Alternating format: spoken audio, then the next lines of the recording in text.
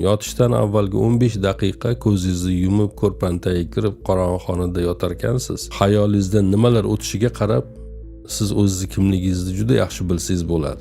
Insonning xayolidan o'sha hech kim yo'q paytda, qorong'i xonada, hatto o'zini o'zi ko'rmasdan nima o'tayotgani uni kimligini aytadi. Biz kun davomida odamlarning nigohida o'zimizni istagancha ko'rsatishimiz mumkin.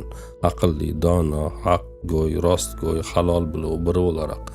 Ammo uxlashdan 15 daqiqa avval ichimizdagi haqiqatlar kelishni boshlaydi. U xayollarda bir buzilish, noto'g'rilik, kirlik ko'rishni boshlaydingizmi? Demak, tuzatish kerak bo'lgan narsalar bor. Darhol o'rningizdan tuzating va o'sha yerda tuzating. O'rningizdan turing va darhol u yerda tuzating.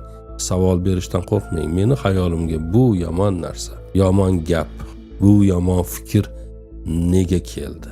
Bu qayerdan o'sdi? Uni tomirini topib o'sha yerdan sug'urishga harakat qiling. Bu o'sha oxirgi uyqudan oldingi har kun sarhisob qilgan odamni ertangi kundan xotirjamligi ham bo'ladi.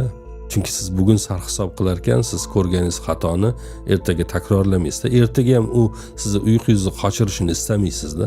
Bugun bir narsa sizni bezovta qilgan bo'lsa, u sizni kechqurun uyqungizga xalaqit qilgan bo'lsa, tinchingizni buzgan bo'lsa, ertaga u narsa bilan yuzlashganda undan voz kechasizda.